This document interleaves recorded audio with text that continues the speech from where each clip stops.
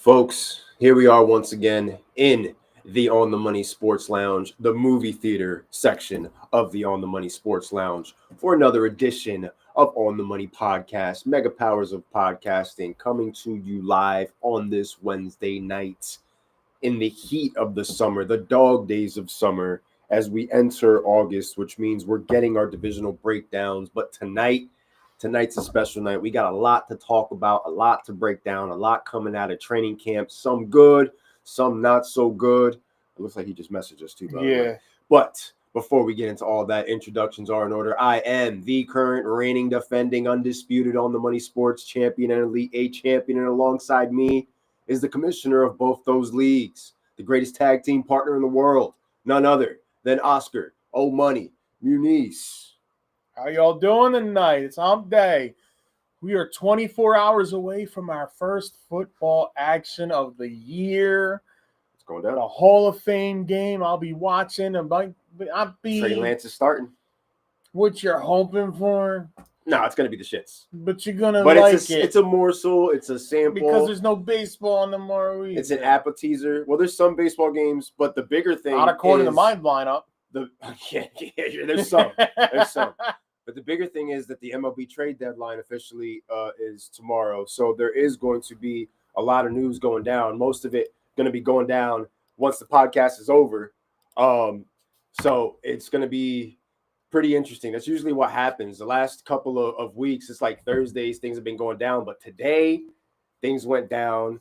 We had major news involving Shannon Sharp, news involving Gilbert Arenas, and news from training camp that is going to directly impact fantasy drafting 3 weeks from now. The fantasy focus is tonight. So we said to ourselves, the focus for tonight's podcast is going to be fantasy football, because we're not just talking about backups going down. We're talking about some heavy hitters that the verbiage being, coming out is we're Chris? Hopeful that these players will be able to suit up. You've still got the ongoing thing with Scary Terry out in Washington. There, though. He's actually there. Trey Hendrickson. Trey Hendrickson is there. But they're not practicing. They're not practicing just yet, but they are there. So that is a small step in the right direction, I guess you could say, for the most part. But, we're still a month away from football, but there's a lot happening right now that is going to set the table for what's to come in not even the next month, the next couple of weeks, because our first draft is August 23rd. It's already happening. It's going down. We got 2 drafts that day. 2 drafts. 1. Sick picks and Dynasty of Arms. Oh, that's right. You're not going to hang out for sick picks? You're just going to take work. the day off? Oh, you work that. Oh, that's right. Saturday. You work. Okay, it's a Saturday night. That's my Saturday. What's going on, Chris? And we're also going to be bringing in a third man for tonight's podcast because, like we said, it's July. It's hot take season, and I've had some conversations with my boy, and he's definitely got some hot takes for us. So we're going to be going back and forth talking about that. We're going to get the reaction to some of those hot takes, some things we may agree on, some things we may strongly disagree on, but that's the beauty of why we do what we do here. And also the fact that this time of year, we get all these ideas, we get this list of hot takes, and, by week 1, you can cross most of those things off because it's not going to look like this a month from now. Nonetheless, that's the beauty of it, where we can talk about these things before anything happens, before a snap is taken, what we think is going to happen, who we think is going to win, who we think is going to, fall short of expectations, all that good stuff, and a whole lot more. I just cringe every time you get an alert. Yeah, nowadays, absolutely. Oh, it looks like, there we go. Yo, what's going on? Nothing. How you been? Sir, I'm in the house. I don't know if you can hear. I can't hear him. I don't know if you can. Maybe. Can you hear me? Can you hear me now? All right. Hold on. Oh, all right, we're good. Can you hear me? Yes, sir. What's going on, right. Bro? Nothing. Just chilling. Word, bro. Welcome to the podcast, bro. Glad to have you on the pod. Thank you. Yeah, we're talking about doing this. Glad to actually get it done. Chris, what's going on? You feeling mid with the Titans like your QB apparently said? I don't mind him saying what he said, man. Like, he's just being honest. Like, he wants the offense to move better. He wants everything to, he said everything from the offensive line to the wide receivers to myself, is all mid. So he just wants the offense to improve. Mind you, now that they've got the pads on this week, it's a different story because now with the pads on, the defense can actually go out there and do Can't some touch the quarterback. damage. Yeah, you can't do that, but you can still We deflect don't passes. touch the guy in the red jersey. You can still get interceptions. I mean, you're gonna be an idiot to do that. You don't want to, hurt your rookie quarterback. We don't touch the guy in the red jersey. But it is going to be more of a challenge now that Unless players it's are allowed Patrick to have Mahomes. pads on and you're getting that contact. How you feeling, bro? See, you're traveling right now.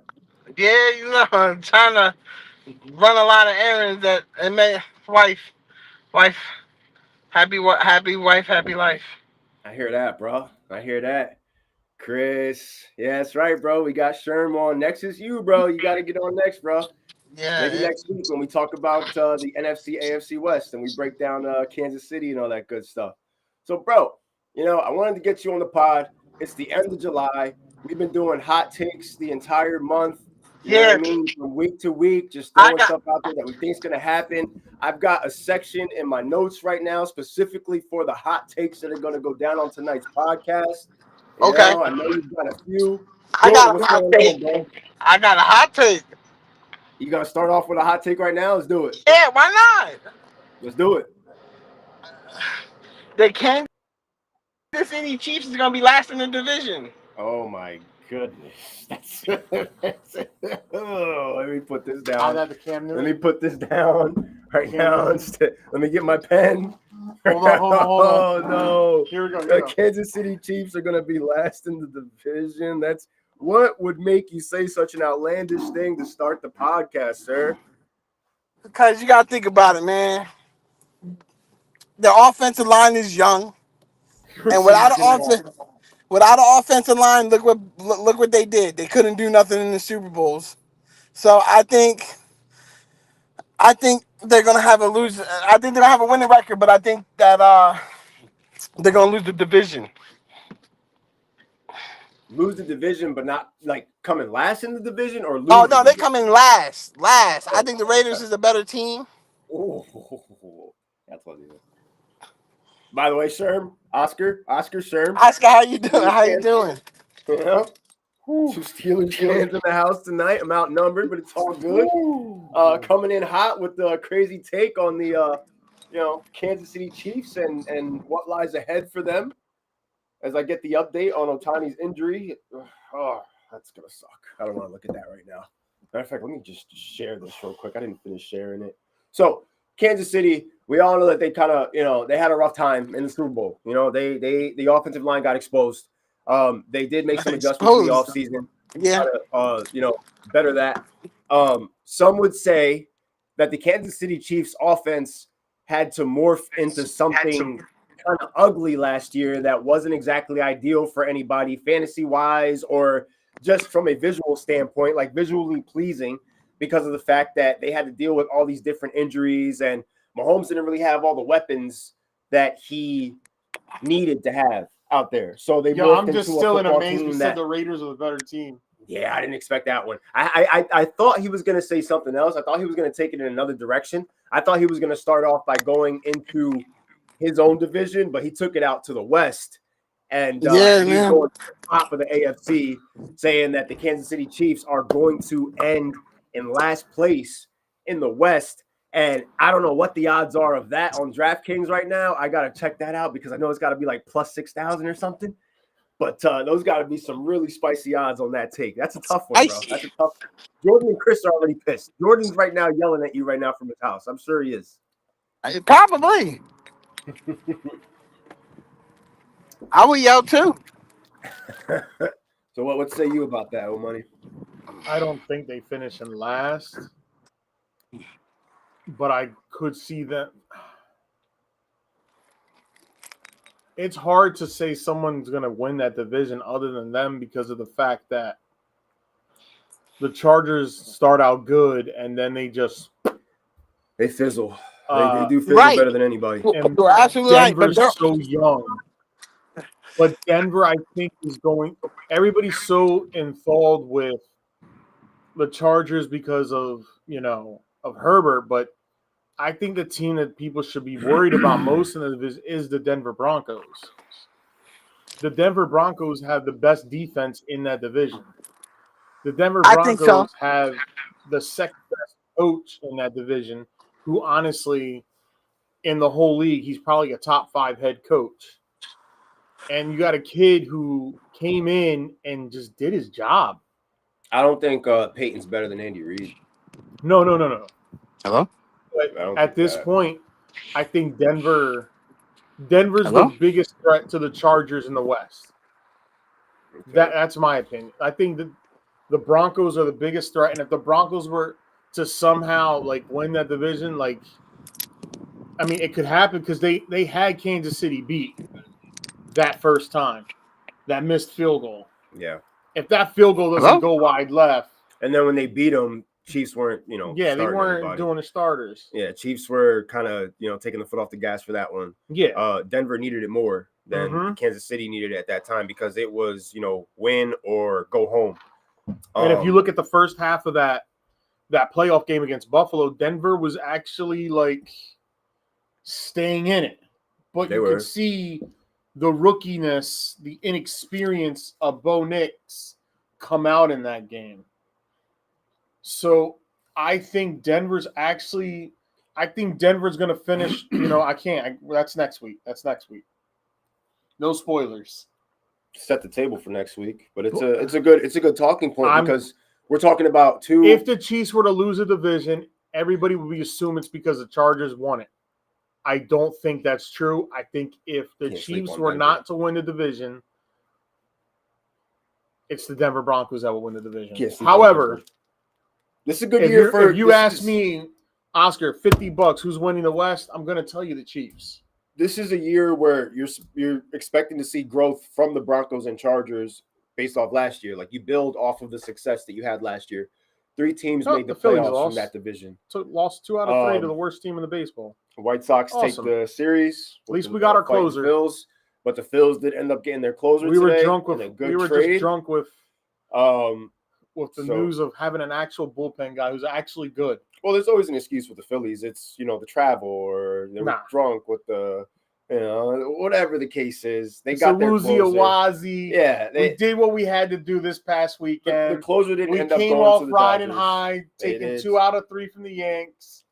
They took a break on the White Sox. We'll be back to normal next series. They did. The Phils took 2 out of 3 from the Yanks. Good series. They came to New York and they took our lunch money in the first 2 games. And we're going to add Alex back in. Once we left the Bronx, I don't know what happened. The Yankees finally managed to win one. All good, Sometimes the connection with the cell phone, because it used to happen to us before. We did this a couple times during COVID. What's going on, Mike? During COVID, me and Elon were separated at the time, and we were just going off of Wi-Fi and iPad. Yeah, this is a system that we created during the crazy COVID time where we weren't really hanging out like that, but we were still trying to pump the content out. I still picked the Chiefs in that parlay I did before the year starts. The futures. There's a futures boost right now on DraftKings. For real, I would have used it on this. There's a futures boost on there right now. They'll probably give you more than that to try to get you back in. Just to give everybody what we're talking about, I did a parlay last week. Right. Of all the teams that I think are going to win the division, just because, I looked at it for odds and it's $5. What the hell? I picked Pittsburgh to win the division. I picked the Bills. I picked the Colts. I picked the Chiefs, the Lions, the Commanders, the Bucks, and the Rams. What you thinking, Sherm? $5 would turn into $14K. What you thinking, Sherm? Because I know you may not be able to get on. I believe in the Steelers winning that division. I do. Of course you do. I don't know about the Kansas City. Kansas City's the rough one. Who we think getting number 1 pick next year? Draft, not counting trades. Oh, I already know we're getting the number 1 pick next year. Who? The Saints. The Saints? Oof. That's a good. Yeah, that's a good take. I like that one. Saints are the first pick. I'm writing them all down regardless. I don't even think they don't have I don't even think that's a hot take when you look at the Saints. They don't have a quarterback. I think Kamara gets traded by the deadline. the most valuable piece they have. Why not? Got to do something. Just right? tank, bro. They're still in debt. Clean your salary cap up. A rookie quarterback's not going to cost you nothing. Yeah. Jordan's pen right now is running out of oil right now because he's probably hitting it like crazy. Who is Jordan? Jordan is my boy. He's Sherm's boy. Team? Chris's boy. Jordan's a 49ers fan. He's a Niners fan. They got the easiest schedule, so there's no excuse for them not to make the playoffs. Well, the only thing with them is it's feast or famine. Either they're healthy and competing, or they're hurt, and everybody's hurt. Agreed. Which again, to me, goes back to Shanahan. What are you doing with your players in training camp? Like, what type of regimen do you have these guys following where nobody can stay healthy on your team? You know. But I think that the Niners are going to be. I already kind of gave my pre-pick with as far as like San Francisco goes. But as far as the Saints, like to touch back on that division, you've got the Saints coming in and getting that number 1 overall pick. Who do you think is winning the NFC South? Rams. No, the South, NFC South. Oh. You got the Bucks, the Falcons, the Panthers. It's a rough one. I'm going Tampa. I like the Falcons, but I think a lot of people do this year. I'm a Baker guy, so but I'm gonna go with the Bucks. I do think the Bucks, but their secondary weren't that good last year, and I don't know if they approved it. Probably not. Yeah.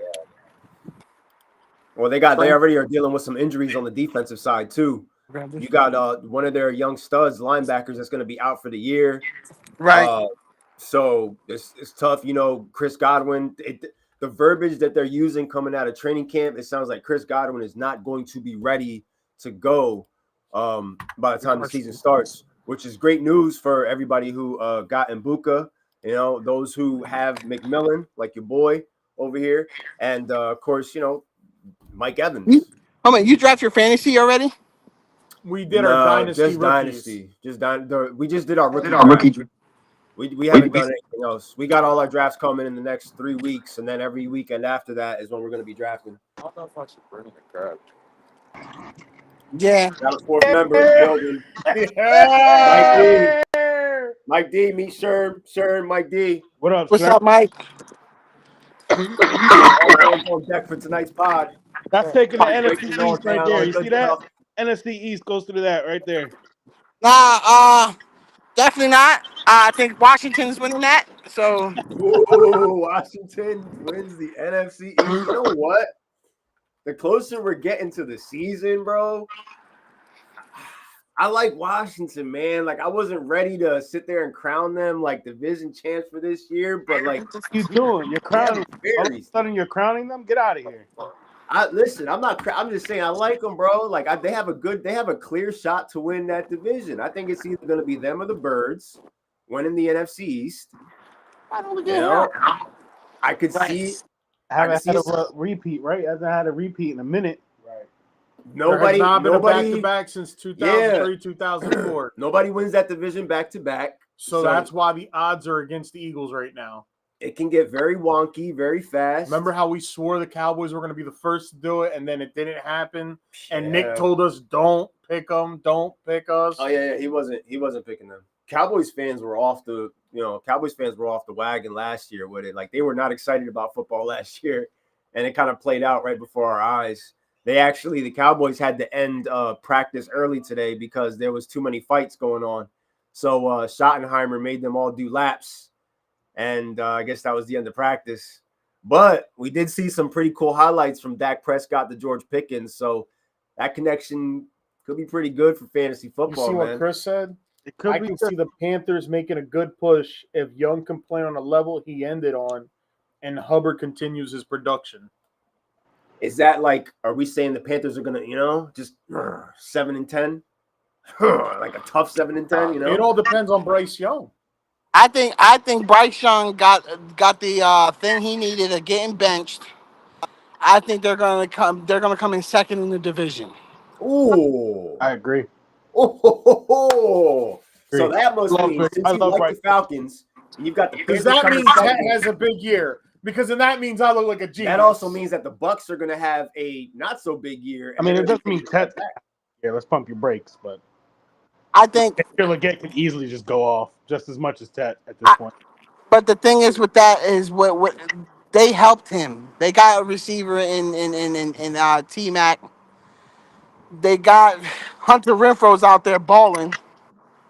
They still got Adam also. They still got Xavier Leggett. They still got Adam Thielen. Tate Hubbard. Ooh. They still got Tommy Tremble. You got Jalen Coker, Jimmy Horn. Yeah, Jimmy Horn. He's a nice other receiver. They got receivers this year. Xavier Leggett. Yeah, and then what else? And their defense is very solid. They're not the best. I'm not gonna say they are, but they're very solid. Yeah. I mean, if their offense can put up 2 touchdowns early, it helps the defense out. You know, if your offense is giving you the run support. That Horn, that corner Horn, he's a dog. Yeah. He's a dog. Yeah. I like it. Yeah, I like what they did. I like what they did this offseason. I like what they did for Bryce Young. And we saw flashes of it last year towards the end of the year. It wasn't pretty at first, but you saw. I think the best thing that ever happened to him was him getting benched. Yup. Yeah. I agree with that 100%. But I do not agree. South for some people, like it doesn't always work for everybody, but it shows the type of character that he has. Yes. You know what I mean, and the qualities that he has. Where he took that benching, he turned it into a positive, and then he went out there towards the end of the year, and he looked like He looked like a completely different player. Well, I will say this. I'm going to say this here. The Giants' defense is going to be top 10. Yeah. Look at Mikey's face. Top 5. He wants more. I'm gonna give it 10. I'm gonna give it 10. 10, bro. Just take 10. I appreciate the respect, though, but I'm saying top 5. Because that defensive line up front is probably one of the nastiest ones in the NFL. That front 4 is gonna be disgusting. Yeah, it's gonna be. What disgusting. Is it? You got Adore Carter, Sexy Dexy, Brian Burns. It's starting to give me Michael Strahan and Justin Tuck vibes. I don't know, No, OC. You gotta get OC. OC was out there bugging when he was with the Giants. Of course. Before the ACL and after. Now I got a question for you, Soto. Got a question. I was reading against it and I was looking that Derek Harmon, the person that Steelers drafted, had a better quarterback pressure and sacks more than Mason Graham. Why do you think that Mason Graham got drafted ahead of Derek Harmon? Because the Cleveland Browns are idiots. You stole my answer there. I don't know, man. You got me with that one. A lot of it's because of his position and like maybe where he played at. He played for Oregon, if I'm not mistaken, and he did. He got overshadowed by other players, and people didn't look at him as a pressure guy, but yet he got pressures in college. What I love about him as a Steelers fan is the fact that he stops the run. That's what the hell matters to me. Yeah. As long as he can stop the run, he's my best friend. That's all that matters to me. But a lot of people think Mason Graham was a guy that shouldn't have been picked so high. Like there was a lot of people that didn't think he should have been picked that high. What's up, Paul? And a lot of Cleveland makes a lot of questionable decisions, man. Did you see the GM of the Browns come out and say that the Shedeur Sanders pick was the GM's call and that he really didn't basically come out? He didn't say I didn't want that pick, but he basically said that was the GM's pick. He's like the same way that it's Kevin Stefanski's job to run the offense. Yeah, the owner of the Browns. He came out and said I forgot the GM's name. What he up, said Paul? That was his pick to make as far as Shedeur Sanders. It doesn't sound like he's crazy about that pick, though. And I'm also hearing, as recently as today, that the Browns could potentially be trading one of those quarterbacks. And I think it's going to be Shedeur Sanders. Makes sense. They're saying none of them look good right now. Yeah. Cleveland will be over 6 wins. So that means, Paul, you think the Bengals are going to be under 6 wins? Is that did you say, Mike? What? What did you say, Mike? I said bet that shit. What, bet the 6 over 6? Nope. 6 over. 6 and 11. Can you? Who's 6-11? The Browns. He's saying No. 7 and 10 at least if it's over 6 wins. Go- I'm Yeah, you can sit that right there. You're just a Sanders hater. I'm about to finish this right here. I'm I going. think he's gonna go. I think it's gonna go less. I don't think he'll be the starter. I think that we're going to see 2 quarterbacks start for the Browns this year. It's going to be Flacco and it's going to be that Gabriel kid. I don't know. I think he's underrated. He's the one that they're talking about the least, and he might end up going out there and showing something. You know who's looked good? Like I don't think he's going to be a good player. Cleveland will be better than Pittsburgh. Yeah, right. That hasn't happened since 1989. Oh, I was man. 6. Yo, did you hear about what's going on with Will Howard though? Will Howard they said looks like the best quarterback of the bunch right now, but it's football in shorts. Yeah. However, like I'm gonna go with the football in shorts. Quinn Ewers for Miami. Everything I'm reading has been nothing but positive for Quinn Ewers. Don't let Tua go down. Do not let Tua go down.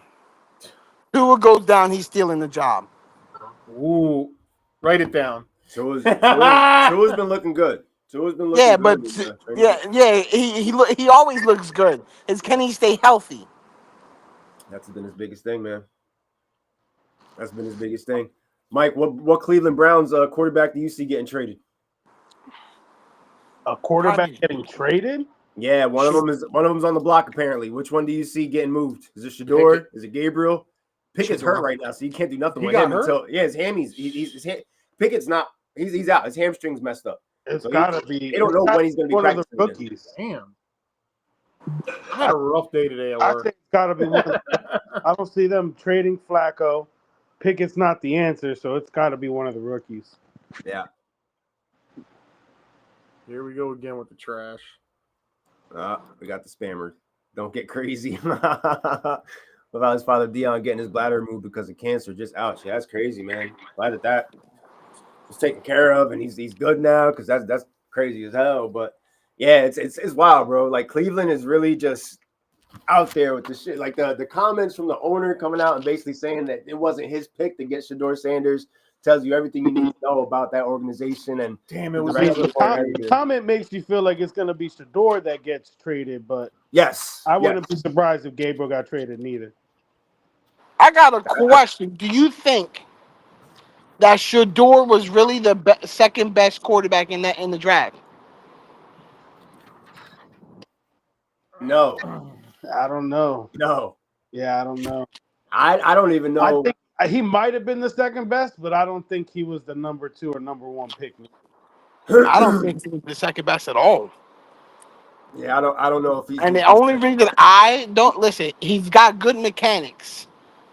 But what school did he really play? I mean, yeah, that's what I told people. Like, he didn't play no high competition. And the competition he lost to, Kansas State. Who's that? Right. Right. I don't understand. Like, I know everybody that's watching this podcast, and for the 2 that are on our viral cameras, if his last name was Sanders, would there be this big of a deal for him? No. That's my thing too. If he was a Sanders kid, nope, he wouldn't be getting the hype or anything like that. That's what I figured. All of it. The getting because honestly, Will Howard can play football. Quinn Ewers had better college careers. Play football. He's just not the. He's not the number. Bro, he's not the number 2 overall pick. He's not the other. He's not. I believe Quinn Ewers over here arguing. Will Howard beat better teams in college than whatever he did. I mean, Will Howard's a national champion. I think Shador might be slightly better than Will Howard.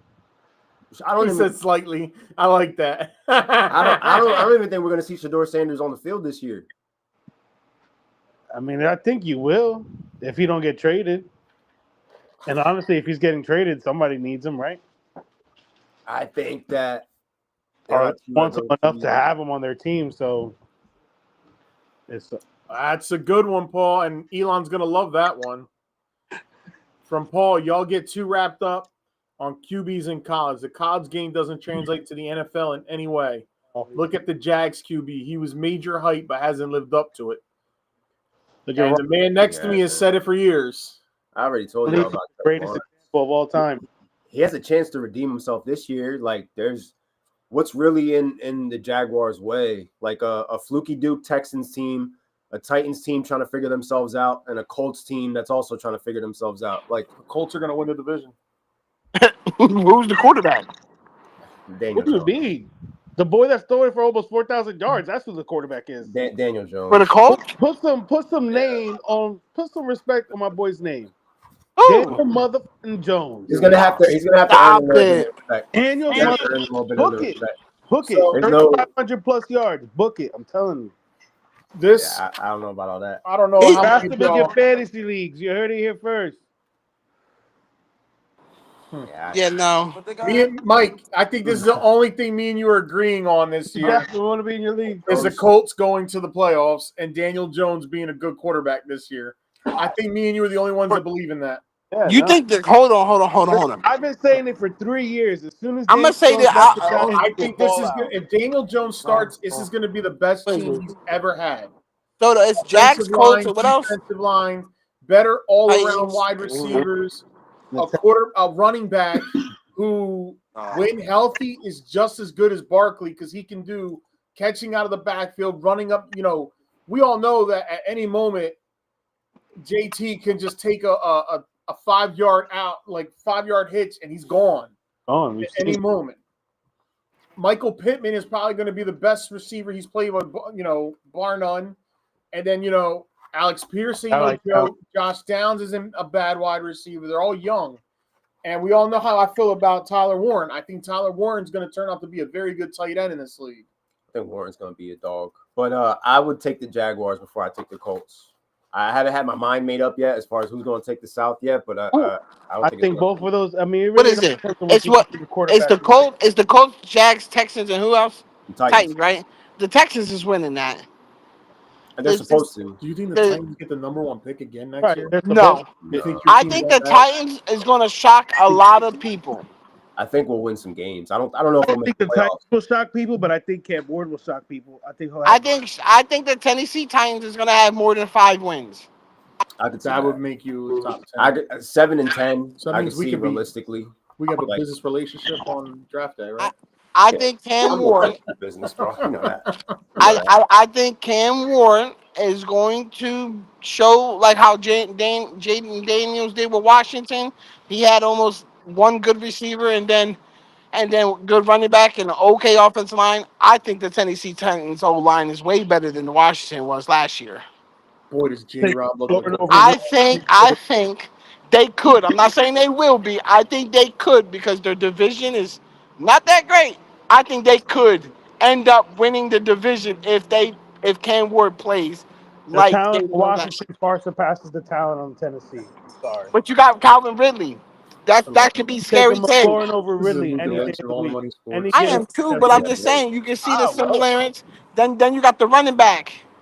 Tony Pollard. Brian Robinson over Pollard and the other kid. Brian Robinson's a bum, Mike. Brian Robinson's a bum. I'm still taking him over Pollard. I don't know about that one. Brian Robinson ain't winning you shit. You can take him on Pollard and Spears. But at the end of the day, I'll take a Spears that's not even in his prime yet, and a Tony Pollard who's going to outproduce B-Rob any day of the week. Like, they're a dual threat, and they'll both outproduce Brian Robinson. At one point, Austin Eckler was the starter until he got hurt. B-Rob has to worry about Ja'Cory Krosky-Merritt because that kid that they drafted is going to cut into Brian Robinson's. Listen, and I also like the tight end. I'm never going to pronounce his name, but for the Tennessee Titans, because I'm going to get it wrong. Yeah, I'm pretty sure Zach Ertz had a better year last year too. Yeah, I like Okongwu. I feel like I'm setting the bar in a realistic place for this team. I feel like if we can at least go like 7 and 10, it's something to build off of after being the number 1 pick last year. But I do believe that we're going to win more games than people think because the narrative is that we're going to absolutely suck. When in reality, we got a kid in Cam Ward that mentally he's got his head right compared to where Will Levis was, and he can also make throws that Will Levis was incapable of making. What, last year? So There's I no, got this it for doesn't say y'all. no parking, so I can park there. It doesn't. I got Fantasy Football Index magazine just came out. And I want, today we want to talk a little bit about fantasy. In this book, yards. it has about 10 players who will be drafted too early in fantasy drafts. I could probably name 5 of I'm them. going to throw some names out there that they listed, and I want y'all to tell me if you agree or not. Did you hear that, Mike? Or I need to repeat myself? Repeat yourself. I got a book that's talking about 10 players who's going to be drafted way too early in fantasy drafts. Okay. So I'm going to read these names, and you tell me if it's wrong or if this book is right. Okay. Number 1, Kenny Walker. No, you know what? I think as long as he stays healthy, he'll give you that third round production. Are we talking about in the first round? This drafting early, drafting them early. No, ADP, I'm not doing that. Kenny Walker is third round right now, so I don't think it's too high as long as he stays healthy. He's a tricky one. In my opinion, Kenny Walker's a tricky one, bro, because if you pick you better pick Zach like what you just said, like as long as he stays healthy, once you attach that to any player, that's the same as attaching that to Christian McCaffrey and the risk that you run with drafting McCaffrey. And at this point, McCaffrey and Walker aren't going to be that far apart as far as their ADP goes because McCaffrey's falling down the board like crazy. Nobody wants any parts of him anymore. This one's going to hurt you. This one's going to hurt you. You're going to get offended at this. Brock Bowers. Yes. Bro, he could be, I think he's the number one tight end. I think he's the number one tight end in fantasy. George Kittle was the number one fantasy points per week last year. And I think Brock Purdy's going to be the number one. The fourth round this year. I think Brock Purdy's going to be the number one tight end this year. Kittle. I mean, it's not a crazy statement, but we just got. Kittle was the best value pick tight end that you could make last year. So based on where he was drafted, do you think it's going to be bad picking Brock Bowers early in a draft? Think about who you're taking him over, though. I think that some people are taking him over Puka, some people are taking him over Neighbors, some people are taking him over A-Chain. Yeah, like that's where you got to think about what you're actually giving up. You know what I'm saying? Like it's not about really. I mean, it is taking about. It is about dog. But still, you're giving up way more points. Like Brock Bowers is the top tight end. Yeah, he's the number one tight end, but he's giving you 250 points throughout the year. You're passing up on A-Chain, who's going to give you almost 300. You're passing up on a Neighbors and Puka, who's going to give you. But you also got to remember now they got George, they got Geno Smith. Yeah, Smith. He did weak quarterback play, so it's only right that he's probably going to do better this year. But that goes the same for the other guys too. Jacoby Myers. They got the rookie Jack Beck, who's going to ball out this year for them, I believe, anyway. So it's going to get spread around more this year. Yeah, but you also got Austin Dempsey as the number one ranked tight end, getting the ball from O'Donnell's. So I didn't even mention. This is where I'm going to leave a Mikey on this one. The Raiders passed the ball a hell of a lot last year. Right. This year, they're not going to have to really do that. Because we all can agree Genty is going to run the football because Pete Carroll likes to run the football. Well, is the Raiders' offensive line going to allow that, though? That's the thing. Are the Raiders' O-line, are they good enough to be able to create a situation where this becomes a run-first football team? Because I love Bowers, but I am leaning towards, like, Mikey's statement where it's like he's going to be getting picked before guys like Devon A-Chain, where I feel like now we're reaching where you're talking about Bowers maybe going like 7th or 8th overall in the first round, where I love Bowers, but to get him there when there's other names that are in the first 2 rounds. Like if you're in a 12-man and you've got the loop and you're getting the turn back to back and you grab him there, I can get that, but this one, it's like even in our dynasty league where it's a tight end premium and we're getting an extra point per tight end, like it's not crazy taking Bowers in the first round. I got another. If it's tight end premium, I'm taking McBride and Bowers. Here's a name. I want all the points. That's gonna make all of us like, yeah. I think we all might disagree. Some of us may. Tyreek Hill. So yeah, I drafted with the 5th pick last year, and he didn't do nothing. Yeah, and this year he's going like in 3rd and 4th round. They still got him around there, and it might be too early, but as long as Tua stays healthy, I mean, he can have a good year. He was I think the nah. potential's there, but Everybody in the people are comments drafting him too early. I will say yes. that's following along with us, tell me and tell him and tell these guys if you agree with these names when I say they're going to be picked too early. I think, and when we say picked too early, we're talking the first 3 rounds of a fantasy draft. I think Tyreek Hill left a bad taste in a lot of people's mouths from last year. And I feel as though he could end up falling down to a point where Tyreek Hill actually becomes a value pick. I picked him 4th overall. Like he could end up up in a 2 QB league. The first time ever in a 2 QB league, I didn't go quarterback in the first round, and I went Tyreek Hill, and it was a botch. Thank God none of yous wanted to pick Jamar Chase because you were worried about his contract status, and I got him on the wraparound. Well, I was the number 2 overall pick, and I went with Josh Allen, so I didn't give a shit about anything after that. I got my QB. I had Tyreek Hill. There we go. That's a great assessment by Paul. Great assessment by Paul. With all the talent out there, drafting a tight end early is insanity. Hill will be picked early by the casuals. Yeah. See, but the thing is, I don't think that, because the tight end is the most. If you go in the end zone, you always look for the tight end. You always look for the big guy. If you're on the side end, if not, you run the ball. So it's a 50-50. You don't really look at your receiver when you're in the zone when you do a jump on, unless you got like Mike Evans or somebody in that big statue. You look at your tight ends, and Brock Bowers is 6'5" or 6'4", and he's humongous. Small news, 6'3". See, I think that I think Trey McBride ends up being the number 1 tight end when all is said and done in 2025. All Trey McBride had to do last year was get in the end zone more. And he ended up, the projections are off by 2 points for them. I think McBride is projected to get 254 fantasy points this year. Bowers is projected to get 252 fantasy points this year. And then everybody else isn't even close. On top of the fact, if you're getting one of those premier tight ends, no matter what, even if it's not the first round, if you're McBride, Bowers, Kittle, Laporta, they're going in the first 4 rounds no matter what, because you're either going high for your tight end or you're waiting until like the 13th round, and you're getting Chiga Kongwo or the names there that now can still be solid, but it's not Bowers, it's not McBride. You know what I mean? My guy Sammy. Soto, question. Yeah. Now that, because he didn't have a great year, and Chris is gonna go crazy of me saying this, that Travis Kelce didn't have a great year. Do you think he's going to be in the first 2 rounds? No. Nah, I think people are not even close. Maybe somebody who doesn't pay attention will still pick him because of name. Nope. But most smart fantasy players ain't picking him probably. Maybe I think he might be like the 6th tight end picked, and that'll probably be rounds 10 or 11 maybe. In smart drafts, in the smart leagues that I'm in, he's going to fall down the board to the point where, like Tyreek Hill, he's going to become a value pick. Because it's a great pick to get later on, but he's definitely not going early. I'll be happy taking him in the 9th round, but I'm also probably going to have another tight end at that point.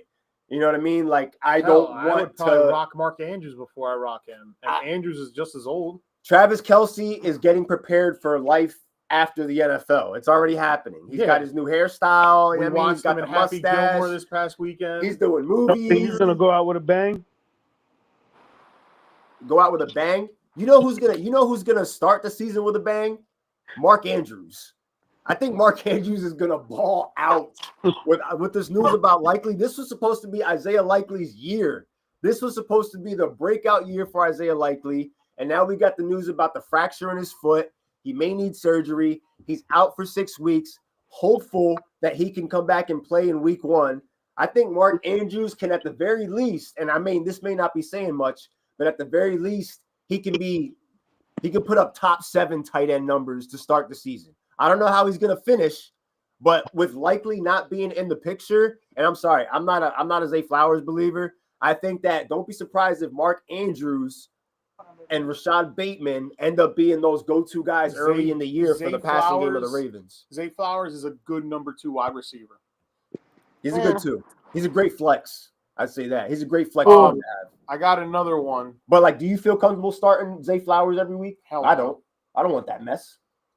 Listen, 7 I try points, to 8 avoid points. Baltimore players because every time I pick them, they always get hurt with me. Well, it's because you talk shit on him too much. It's your fault. Well, I don't like him. I don't like him. You gotta. There's fantasy and there's reality, and you gotta be able to separate the two. I can't, and it always backfires on me. Yes, it does. Beautifully. Flowers wilt. Just saying. I got another name here. Jordan Love. Do we agree that he'll be picked too early? Yes. I don't think so. Yes. Too early for him. What's too early? Like, if he in the top 5 round, if he in the top 5 rounds, it's early. That's too early. Yeah, it's too early. Yeah, no, it's way too early. That's too early. Yeah, no, in a 2 quarterback league, that could possibly happen. Yes. So I was listening to yesterday.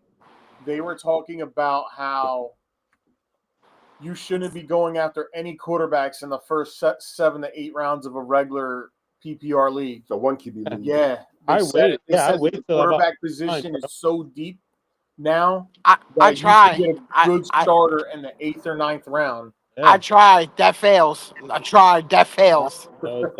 It gets tough. I'm in the 12-man league, and they pick quarterback early. In some mocks, Love's getting picked before Dak. Love's getting picked before Baker. Love's getting picked. Goff, Purdy. I'm taking all those guys over Love.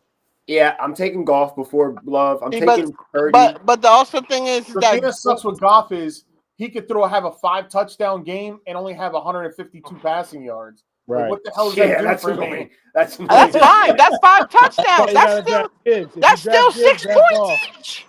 You're right. In some leagues, it's still 4 points.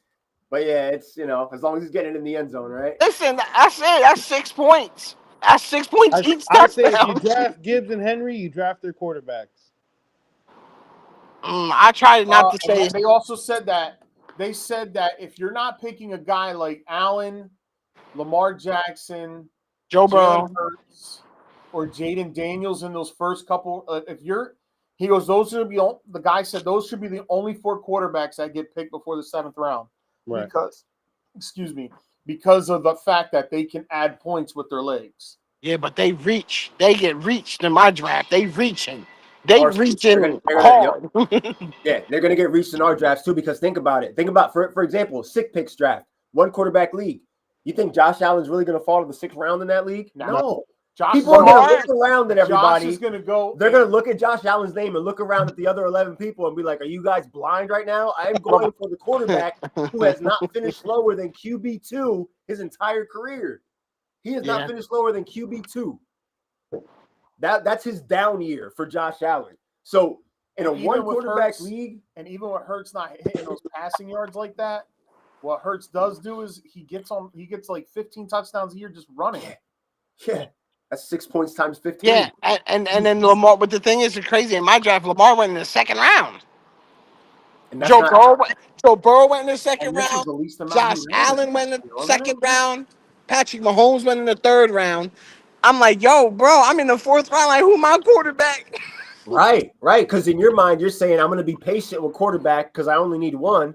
But then the problem is, it's easy to say that, but when you start seeing the quarterbacks fly off the board and you're looking at, what you've got going on, it's like, damn, I got to make a decision. Maybe I have to pick Pat Mahomes right now when I don't even want him. I just need to get somebody from this tier so that I can feel better about what's going on because I gotta wait 17 picks before I pick again. Yeah, last year I think my starting quarterback was. That's another thing. Like Paul brings up, and they talked about Burrow on the show yesterday. They don't think Burrow's gonna have. They think Burrow's gonna have a good year, but they don't think he's gonna match the numbers he put up last year. Oh no, he is. They're gonna be a more balanced team this year. Super Bowl appearance produced what? He's one of the top. Joe Burrow is going to put up the same numbers. Everybody got paid. I think he's probably going to put up between 30 to 35 touchdowns. I'll push it to 40 to 45. I think Burrow's going to be great. The problem is there's a lot of Joe Burrow haters around here. So I'm not. I'd pick him. Hasn't produced since the Super Bowl is wild. I don't know. But the person that don't produce, I hate to say this.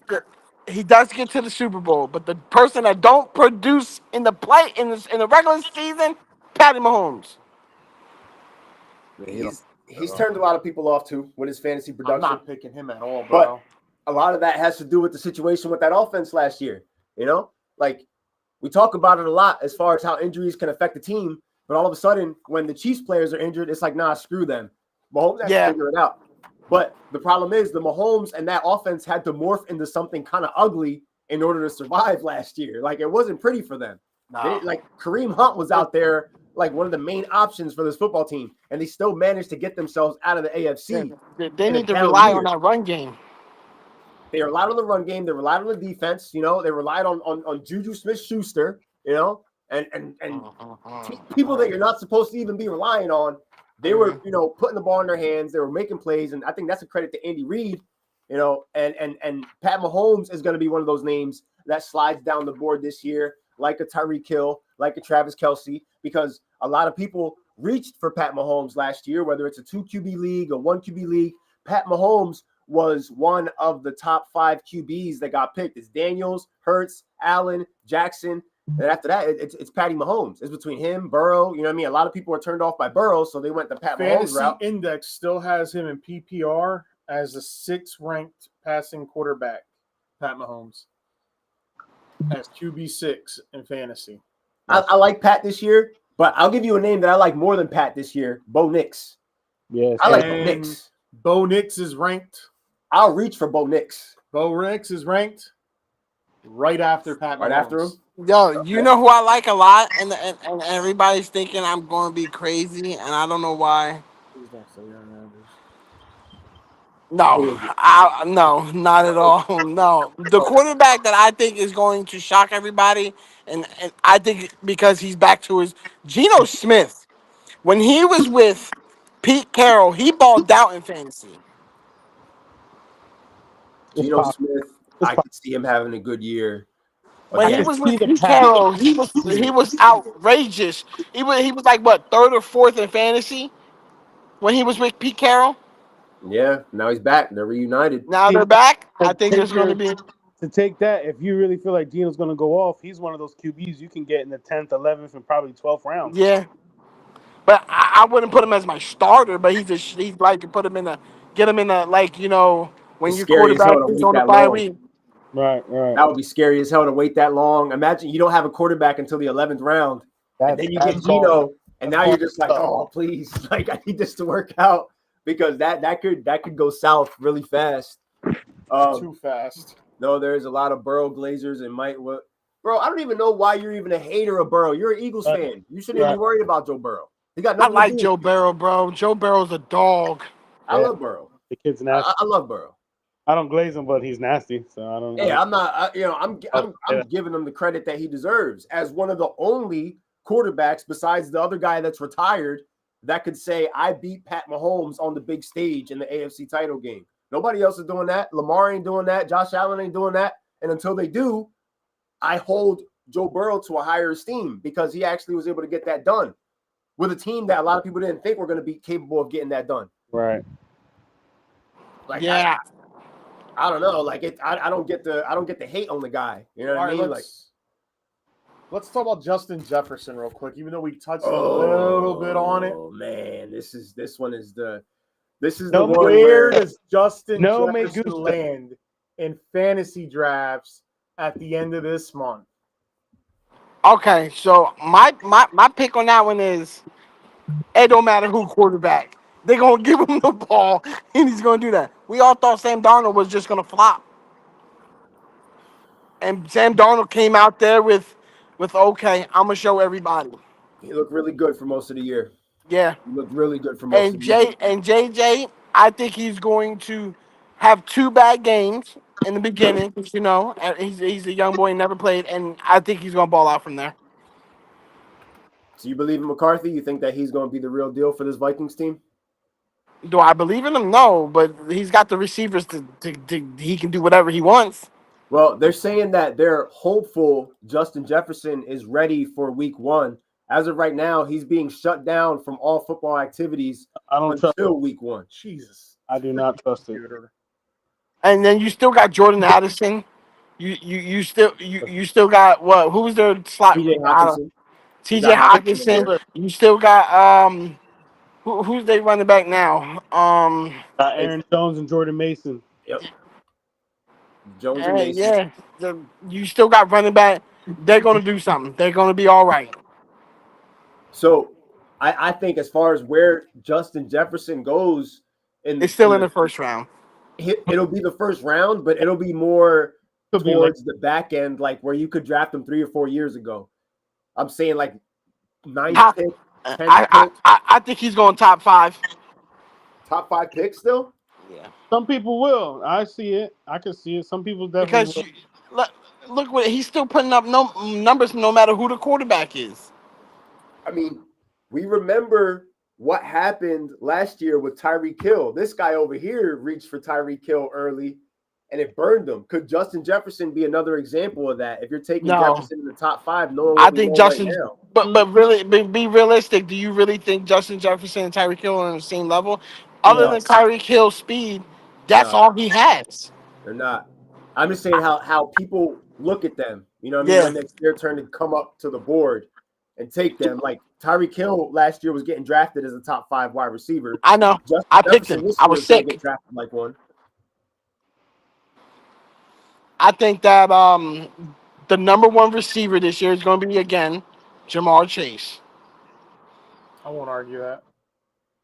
I think and Nico number Collins two, stays healthy. no, number Oh, two, I think the number 2 receiver this year, if he stays healthy, CD Lamb. ooh, he could do Possible. it.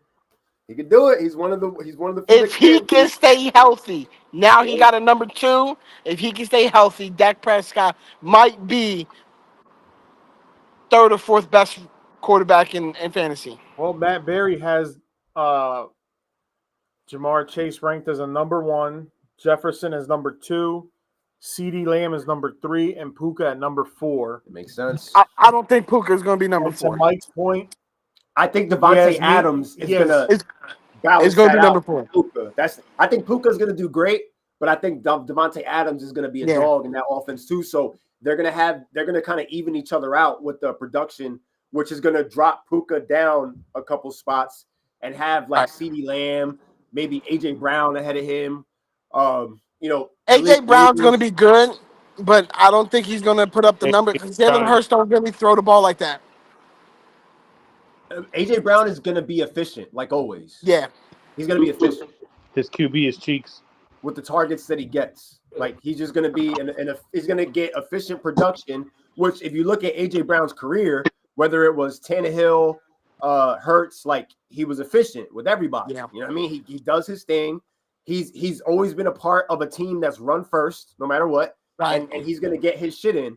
But I think that we're talking about the guy like Chase and CD. I think they're just going to be on another level because the Cowboys are not going to have a choice but to throw. I don't believe in the Cowboys running game at all. I think Jaden Blue is going to be mid. I never believed in Javonte Williams. And I think that Dallas Cowboys, win or lose, they're going to have to air it out all the time. So CeeDee Lamb could definitely put himself in a situation where he ends up being the number 2 overall wide receiver. Or George Pickens because CD getting doubled. I don't know where Pickens lands, but I can see Pickens is like top 20, maybe. Well, that's good for him though. He was 34, I think, last year. So if he ends up in the top 20, I think because they have to throw so much and they really don't have a true third option at wide receiver. Yeah, Technically, Julian Tolbert, I think, right? That's his name? it would be Tolbert, but got Ferguson too. Ferguson would be the real third option. Oh yeah. I'm gonna say this too, that I think Caleb Williams is going to be up there. Caleb Williams? Yeah. Okay. What, like top 10? When you say up there, do you mean like a top 10 QB I numbers think wise? the way they put that offense and the way they did build that old line, Right I now, say top 5. Top 5? Ooh. Yeah. I just threw it in my mouth. Ooh. Because Top remember, 5. what the problem was, they didn't have an offensive line. And what did they do? They go get Joe Thuney. They go get the number 1 center in the free agency. They build it. They build that offense, and now they got Romeo, and then they got Luther Burden, and they got a squad. People have wanted Ben Johnson for 2 years. like now Ben Johnson's finally somewhere where he's doing like his thing. He's creating his offense. You saw where he put the Detroit Lions, like what he did for Jared Goff and that entire offense. And now the possibilities are endless as far as what he can do for this Bears offense, where it's like all those weapons are there. They went out this offseason and they did the things that they had to do, you know? So, I mean, I don't know where exactly Caleb falls. Like I could see it like top 12 with the Luther. Top 12, you know? I gotta see it to believe it. Yeah, I mean, yeah, I feel that way too. I like the situation that he's in. You know what I mean? But that's now I'm willing to swallow this because of all the bad videos we keep seeing. I think overall Caleb is going to be better this year. I think Ben Johnson's system is honestly a little complex but simple at the same time because Jared Goff we thought was done. It was wraps. And Ben Johnson took over, and look what Jared Goff's done for what he did to Jared Goff. I think give some time to Caleb Williams, and I think there's too many good weapons around him for him not to be a good quarterback this year. It's very hard. Do I think the Bears make the playoffs? No. But do I think he takes a step forward? Absolutely. I think if you're a DJ Moore owner, you're going to be a little skeptical at first, but if you have better options, start him for like the first 2 to 3 weeks, and you're going to know what you have by the end of September. By the end of September, Caleb could be actually performing well, meaning DJ's getting his touches, and you're going to look at genius for holding on to Moore. I think that people are going to have to be patient with this offense because they're going to have some big weeks as far as like the offensive explosion. I think Caleb Williams' numbers could have looked a lot better had he not overthrown a lot of passes last year and had he not held on to the football so long as he did. They're going to be better this year, man. I'm telling the Bears are going to be a strong 7-10. 8-9, maybe. I think Caleb is going to be better than what people think. I'm not thinking playoffs, they got some talented pass catchers. I think Bears DJ Moore, Adunze, Luther this year. Not to mention that they drafted Loveland, and I think Colston's going to be a good tight end in this league. And then you got on top of that, you still got Cole Kmet there. So there's guys there. Lamb got to face New York twice, Philly twice, Washington twice. Tough defense. Without seeing their schedule, his numbers will be stunted because Dak can't stay upright or healthy.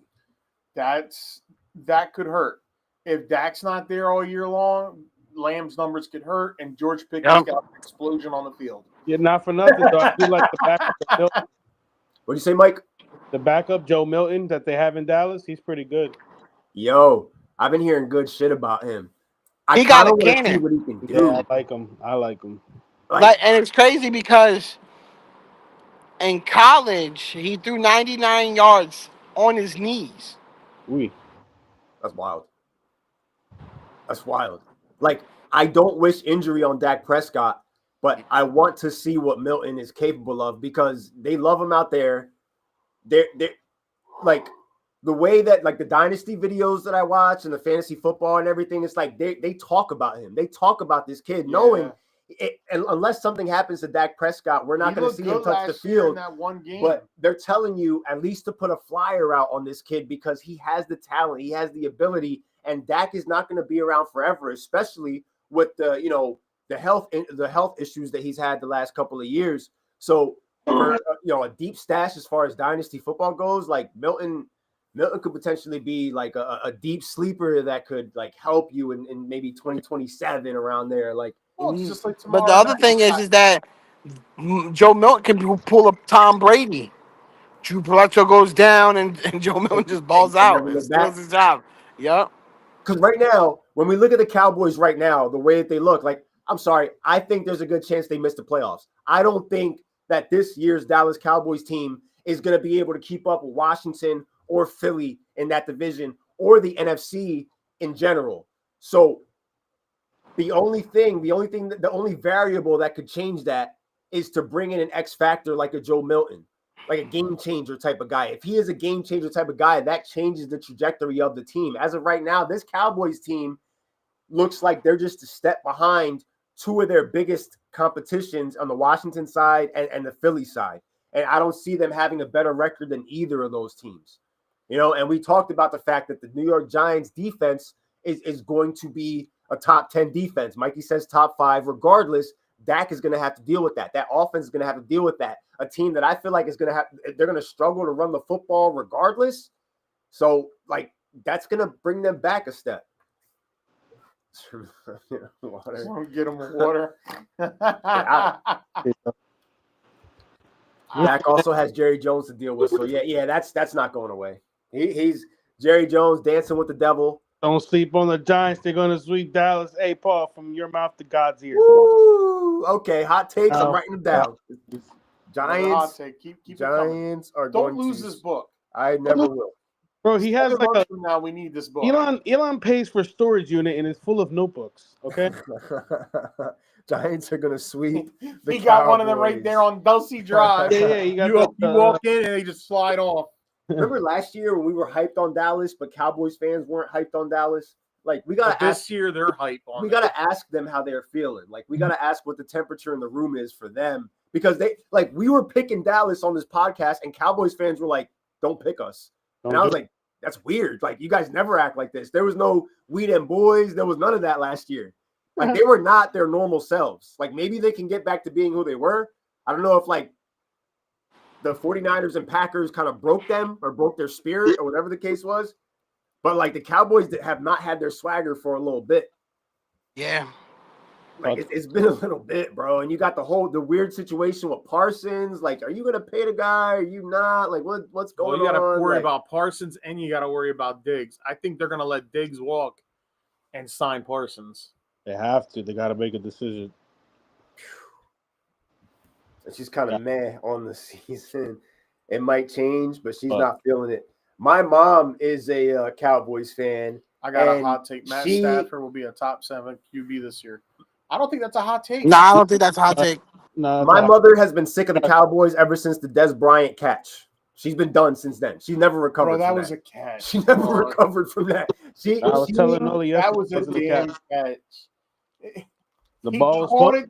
Took a step, another step, and it's just like Jesse James caught it too, bro. Gotta keep I watched Jesse James down, catch a ball, go like this, go like that, and because it hit the ground, it was incomplete. Bullshit. What'd you say, Mike?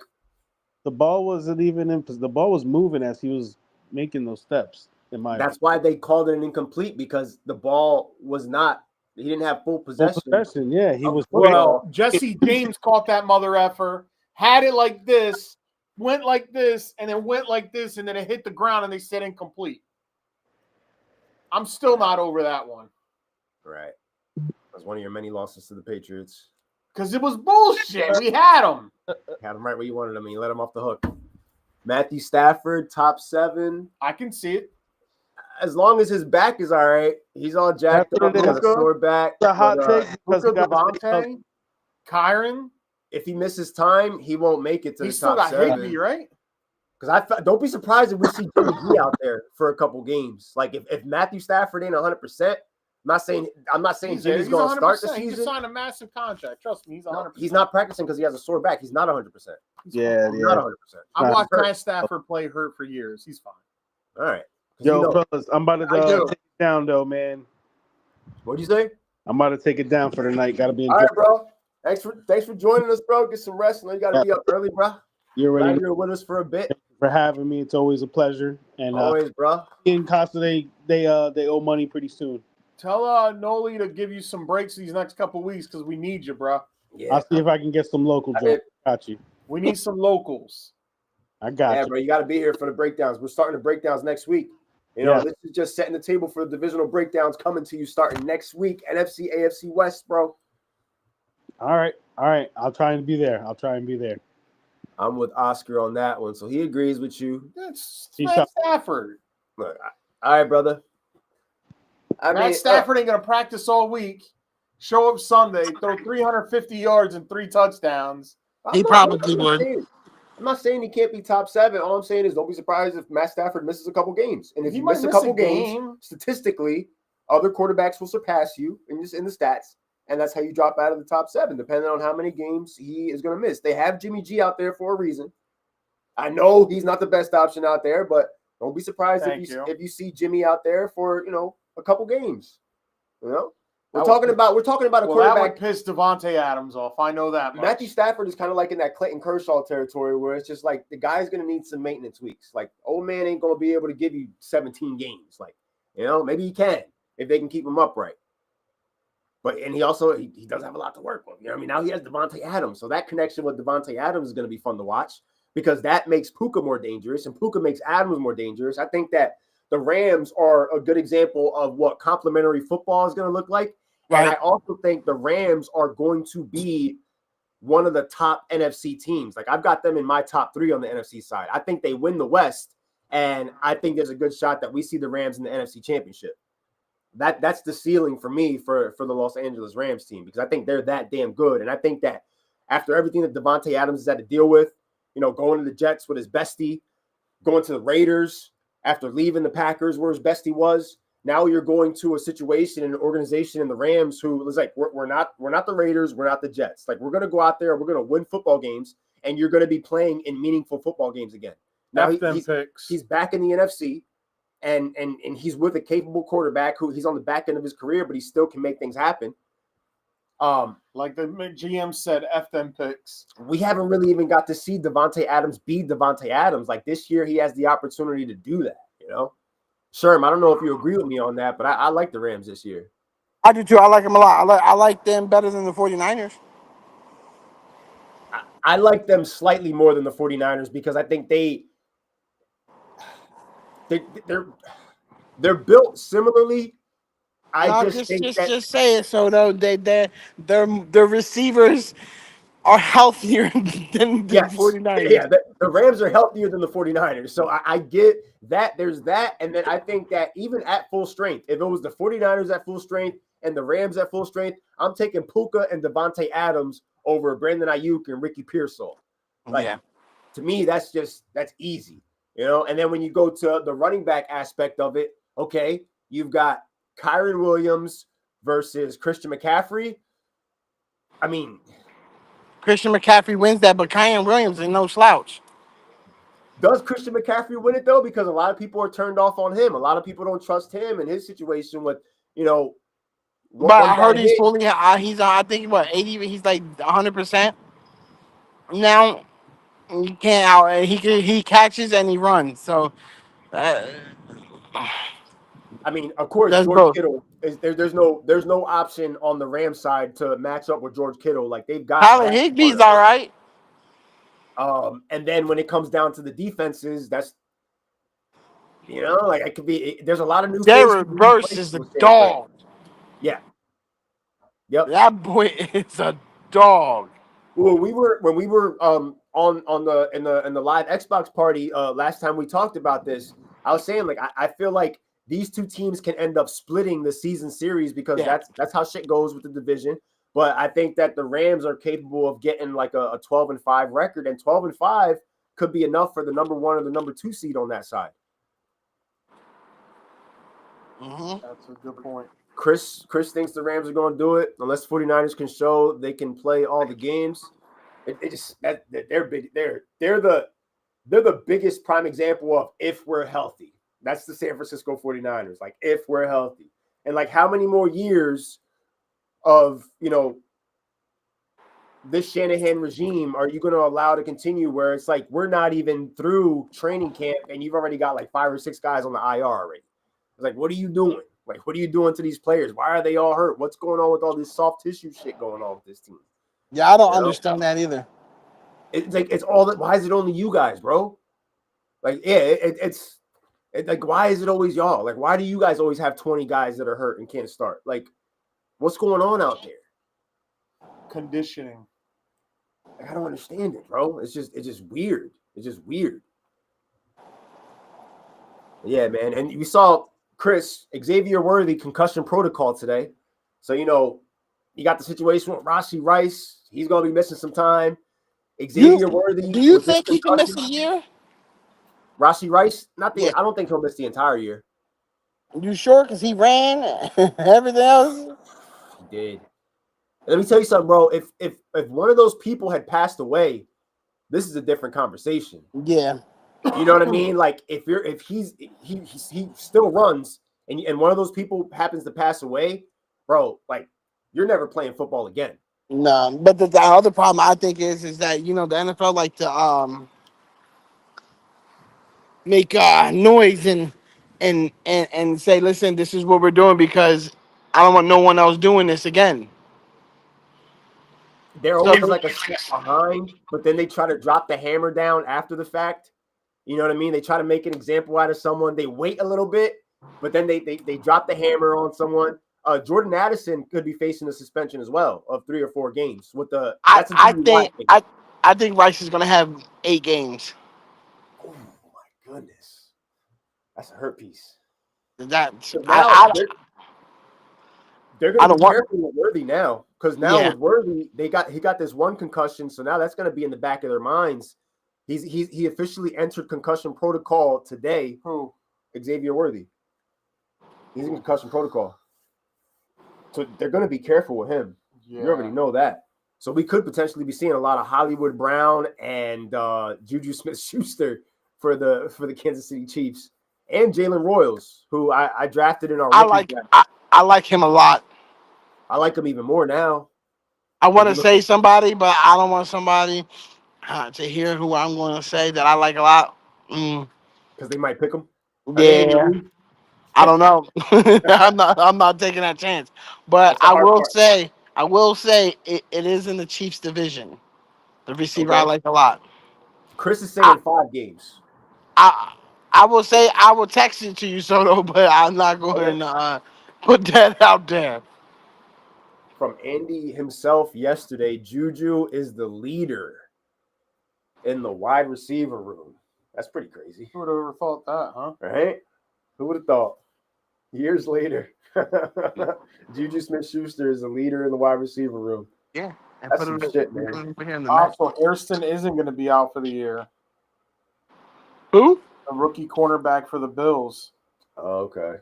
He only suffered a right LCL sprain, and his ACL is fully intact. But he's going to be out for a while, they said. Browns Emerson is out for the year with an Achilles. They got corners for days. Who do you think gonna have to get fired from ESPN, bro? Yeah, I don't understand that. There's got to be more to that. Yeah, it's got to be because you're just not gonna fire. He was funny. A $50 million settlement. That's when he got fired. The accuser, yeah. And he got fired. And pretty much everybody from FS1 too has been. Joy Taylor's done. She's out. Joy Taylor's done. Keyshawn's show's done. I'm not gonna lie, she's hot. Oh yeah, she says she's done with sports talk. That she's retiring from sports. Who, Joy? She doesn't want to be 70 with a mic, basically taking a shot at Skip Bayless. Yeah. A guy who's making money still. Like, what does it matter? Yeah. And doing something that you love. What does it really matter? Exactly. Don't matter what age it is. You love it. You enjoy it. It's not. I mean, you can't. So right now, the Stephen A. Smith of FS1 is Chris's boy, Nick Wright. Nick Wright.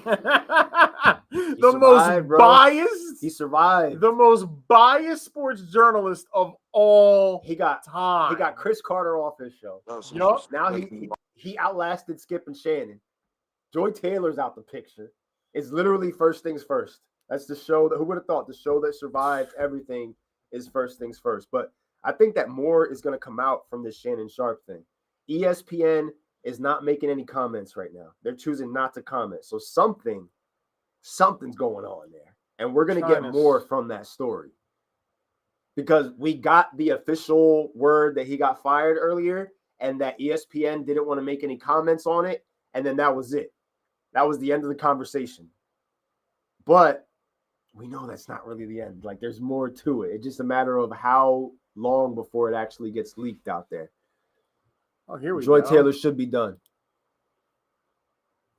She's been letting half the sportscasters crack. She gained her This knowledge is- through injection. Oh my god. Hey, we're uncut and uncensored on this podcast, man. So here's an article from The Sun. Fox Sports revealed a new transition plan after axing multiple programs recently. On Wednesday, it was reported that Danny Parkins will join First Things First as a full-time analyst per Front Office Sports. The outlet added that the program will expand to 3 hours. Damn. Parkins will join regular cast of Nick Wright, Chris Broussard, and Kevin Wildes. Eric Mangini and Greg Jennings will continue to be contributors to the show. First Things First will air from 3 to 6 every day. 6. Parkins will only be on the third hour of the show. Fox Sports broadcasting changes come after the network canceled Breakfast Ball, The Facility, and Speak last week. Parkins previously worked alongside Craig Carton and Mark Schlereth at the Breakfast Ball. While Carton Schlereth futures are in flux at FS1, Parkins has landed back on his feet. One day after FS1 cuts, the former Chicago radio host filled in for Syracuse alum Wright on First Things First. It's not known when FS1's new daytime lineup will be announced. Fox Sports announced last week that the additions of Barstool Sports and its founder, Dave Portnoy, is also joining its programming. The network revealed that Portnoy will appear on a college football program show, Big Noon Kickoff. He will work with a star-filled cast of Urban Meyer, Matt Leinart, Brady Quinn, Mark Ingram, Chris the Bear Falica, and host Rob Stone. So that's true. Like, they cut all these people. The only show they got right now is First Things First and The Herd. Got nothing else, bro. Yeah, that's it. It's 2 shows. So what's your plan? You're gonna put a bunch of repeats on? You said Dave who? Isn't that the dude for the pizza? One bite? Dave Portnoy, yep. Yeah. Does he even know anything about sports? Good question. Good question. That's gonna be interesting, bro. Interesting hire there. What are you gonna say? Oh, listen, I like LSU. One bite, one. You know, everybody knows the rule. What? Yeah. Ever since Undisputed had its that fall of that FS1 fallout needs to be studied, bro, because that they were on top of the world. They were the better alternative. The First Take was getting whacked. They were the best network. First Take was funny. Shannon and Skip were amazing, but then the growing tensions were there. You could see it was present, and it's a shame because the two of them had great chemistry. They fed off each other. Like, I enjoyed it. They helped inspire us to do what we do. Yeah, I thought they were. I wanted to make our show more like how theirs was with a twist, compared to knowing First Take's been there for years. He's an ass clown, in the words of Chris Jericho. And then you have the news today about Gilbert Arenas arrested for operating an illegal gambling business. We're all doing it. We don't all do it. Well, no, it's legal. Not to let, but here is the verbatim. I just got to pull it up here because there's a lot of updates on the forum today. Oh, here we go. Gilbert Arenas was arrested today on a federal indictment alleging he operated an illegal gambling business in which high-stakes poker games were played. Arenas, 43, is charged with 1 count of conspiracy to operate an illegal gambling business, 1 count of operating an illegal gambling business, and 1 count of making false statements to federal investigators. Bro's in trouble. Shannon Sharp lost his job, but Arenas, he's on the verge of losing a lot more than just his job. Well, at least it's federal prison. Be nice. Skip's mouth is what killed it. Yep. No one can work. Yep. I mean, he went from ESPN to FS1. The best thing that ever happened to him was Shannon Sharp and that show, and he blew that too. And the crazy thing was Skip wanted Shannon. They said, "Who do you want?" He wants Shannon. They were like, "Oh, we don't think Shannon can do it." Skip went out on a limb for Shannon, and then this still happened? Yeah. Shit changes, man. Best friends become strangers, just like that. Those two were tight, too, in those first beginning years, because they were trying to prove themselves. Yeah. Who would have thought? You think I'm jealous of Tom Brady? Bro, that was tough to watch, bro. Because it's like, you feel like... that was the beginning of the end, and then the comment he made about the player, Damar Hamlin, about what the NFL is going to do about canceling a game and all that. That that was the icing on the cake. But I don't blame Skip for that because I'd be a hypocrite for doing that because all he did was say out loud what a lot of Everybody people were was thinking. And a lot of people didn't have the balls to say what they were thinking in that moment. And Skip said it. The problem is he said it immediately. Yeah.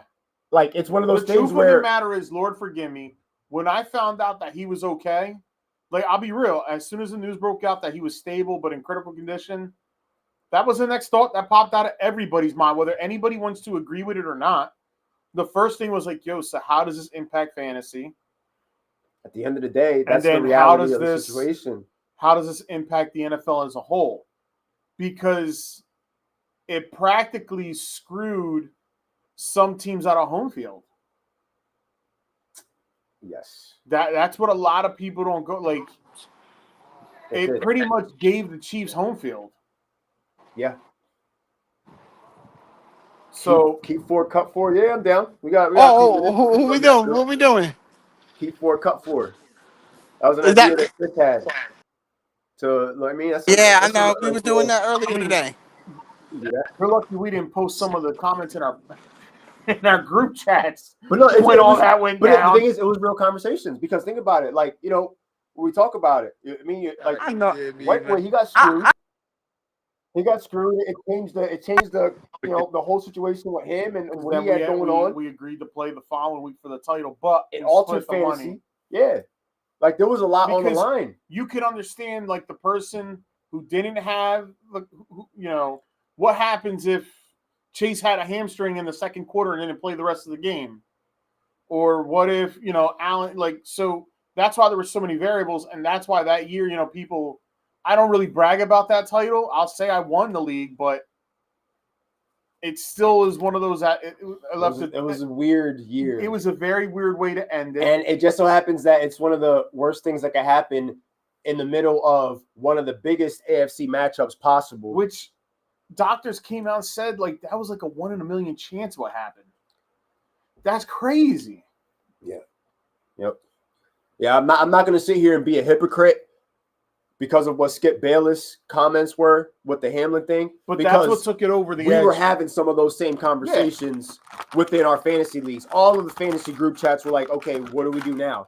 Because, like, that game stopped, but our leagues didn't stop. Our season didn't stop. The race to the playoffs didn't stop. And it may come off like unsensitive or whatever the case is, but it's like none of that stopped. All that stuff was still in motion. It still needed to be determined. Mm-hmm. There was still a lot of money on the table. You know, and that's just the reality of the situation. You know, that's just like. I mean, if you went by what ESPN went by, ESPN ended it. They declared everybody once the game was canceled. They declared whoever was winning ahead. They declared it as if the player got hurt. I mean, we weren't the ones putting Damar Hamlin's number on an ambulance after the fact he got injured, and now when another player gets hurt, you have a Damar Hamlin ambulance coming out for him, like. The NFL commercialized it and made way more money than any of us could have possibly done off of Damar Hamlin and then thinking he potentially died on the field. They made an ambulance and put the number 43 on it, bro. After the fact, he was already healthy. This guy's on the sideline standing there with a hoodie on, and every time a player got hurt, they're panning the camera towards Hamlin. Not even the player that's on the ground in the moment that has actually hurt in the present time. They made it about Damar Hamlin. Damar Hamlin. They were just pushing the agenda the entire time after the fact. So as insensitive as the sports fans were about the subject, the entire sports world was insensitive about it at the end of the day. Keep or cut Ryan Fitzpatrick, Brandon Marshall. That's the New York Jets year, right? Yep. Was that the year they almost made the playoffs? Let's go look that up. I think it was that year.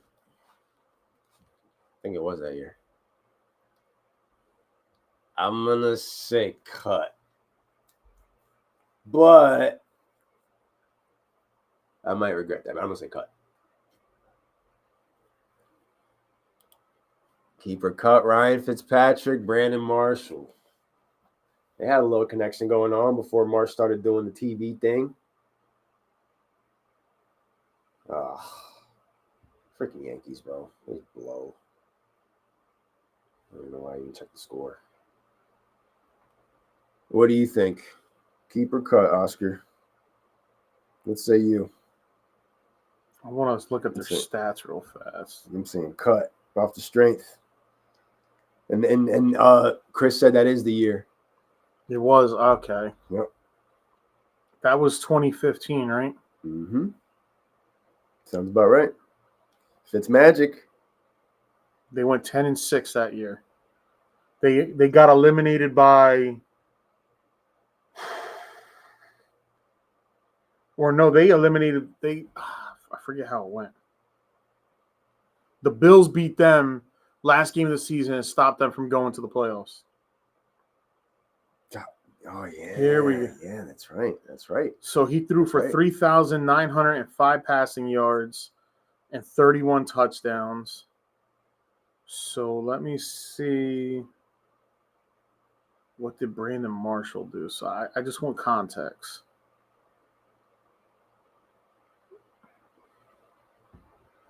Because I just don't want to immediately say cut, but I feel like I'm going to end up saying cut. I'm going to say cut. 2015. Oh, shit. Brandon Marshall had 1,500 yards and 14 touchdowns. Oh, damn. Woo! Wow. So out of half of his touchdown passes went to Brandon Marshall. Yep. Half of his passing yards went to Brandon Marshall. I wasn't playing fantasy yet at that time. I'm going to say Romo, pass. Des Bryant, I'm keeping. I'm going to pass on the Ryan Fitzpatrick and the Brandon Marshall. I'm going to keep Romo and Bryant because they put up numbers.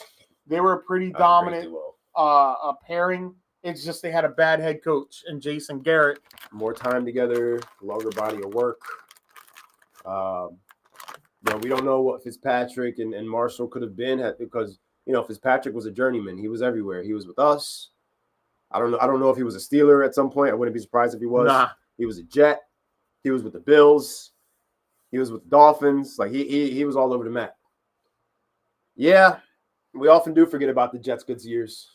They get lost in the sauce. And the only reason that Fitzpatrick started that year is because Geno got punched in the locker room. Remember the dude broke his jaw because he owed him money? Yep. And then he gets traded.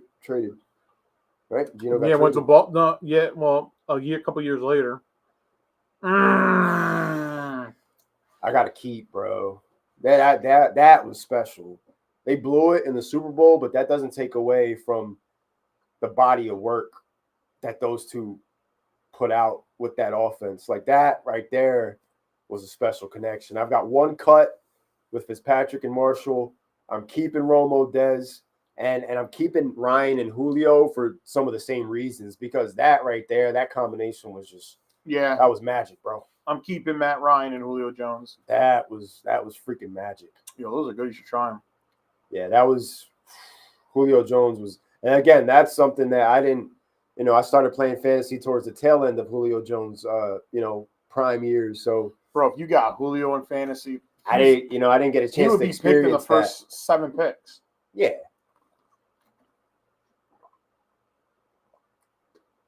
Victor Cruz, Eli Manning. I'm gonna pass. Yeah, I'll cut. All the Giants fans, Mikey, now. What are you talking about? How are you gonna cut that? That's the best duo of all the ones that were mentioned. They won a Super Bowl together. I mean, I get it. They did win one together, but as far as I'm looking at I guess this is one of those things where I'm leaning towards like the stats over everything. I'm passing. Eli and Victor, it was nice, but I think there was just better. There was better combinations out there. How many years did they play together? I think like 4 or 5. Okay, so they had, but I think Randy and Tom I'm keeping. There's no doubt. Oh, that was special. I'm not even thinking twice. Tom Brady broke the single season passing touchdown record with Randy Moss. Randy Moss had like 23 that year. Yo, 07, 08, 23 09. touchdowns. There's no way Those I'm 3 passing up on years that. were crazy. That Patriots Like offense Moss was wild. putting up numbers with Matt Castle when Brady went down in the second game of the year. Yeah, the Patriots went 11-5 the year that Brady went down and missed the the playoffs. They missed the playoffs. Imagine that. Imagine that feeling. You're like in limbo. I didn't care. We beat the shit out of them in New England that year. I was so excited. I didn't even care. Jamar Burrow, keep easy. Best stack of the season. That's the number one fantasy stack this year. The Dolphins stack is not number one anymore. It was a great time when it was. A great it was run. It was a lot of fun. It was a great run. It was a lot of fun. It got us far until, sadly, Tyreek Hill said, I'm out. I'm out for the start of the playoffs. It's just Tua, the lesser of the two in the stack. And he's the one that got hurt, right? It was Tyreek Hill that missed when they had that. They had the game Tua against missed the like Jets. 6 games. It was like the Black Friday game against the Jets, which was like part of the Week 15 playoff. Sorry, my phone was having it. That's no problem. Bro, it happens. Next week, try to get into a steady service. Bro, we appreciate the fact that you were on. We appreciate your takes. We appreciate I want the Chris conversation. on next week through the phone. The perspective. You know who I'm going to get on the damn horn? Who? Conspicuous by his absence. We got to get Jay on. We're going to get Jumpin' Jay in here next week. If I can't get him here live, I'm going to get him on the damn phone. We had 2 Steelers on this week. Maybe we get 2 Chiefs fans on next week. Chris can join us. Bortles and Robinson, I'm passing. Pass. Next. Yeah, we're not even going to debate it. With Chris. They had one good year really together. We can get you Maybe on 2. for next week's podcast when we break down the NFC West, AFC West, and you can give us like your official predictions for how you see it. Like I know, you're gonna rock with the Chiefs to win the division. I most likely am too, but I'm interested in hearing like your perspective on how you see the rest of the division play out because we started the podcast with the conversation about the Chargers, the Broncos. Sherm likes the Raiders, so there's a lot of moving parts within that division. It's all about the defense for the Raiders. It's going to be a little bit harder for Kansas City. I don't think they're just going to completely like dog walk through that division because somebody's going to stand out. Somebody's going to challenge them. Especially with the suspensions that are coming for. Yeah, bro. Oh, Paul throwing one out. Keep Manning and Harrison. I'd keep that all day. That's legendary. That's legendary. And they did it all. They got the stats, the championship. Okay. It sounds good. We'll play off those notes. It's good to be prepared. I'm already ready. We got it locked in. NFC West, AFC West next week. Kicking off our August divisional breakdowns, which all leads up to our September 3rd podcast, which will be our playoff predictions and our official Super Bowl picks. We build it up each and every month. Break it down. We'll go with the West. Following week, maybe we'll do the South to get that one out of the way because that's probably going to be the ugliest breakdown with those 2 divisions. McNabb Owens is a cut for me. I'm gonna agree with you, but like my logic is like we didn't get to see enough of that. Yeah, like they got real petty where T.O. was doing the weightlifting and cutting it was entertaining as hell. Like the breakup was entertaining because then T.O. ends up going to Dallas. Like it was a whole debacle of a situation. I kind of want to keep them because like that year they were together and went to the Super Bowl. That was special what they did together that year. That was McNabb's best year. But again, like I think it's kind of more along the lines of why I'm cutting Eli Manning, Victor Cruz. So I want to be consistent with it.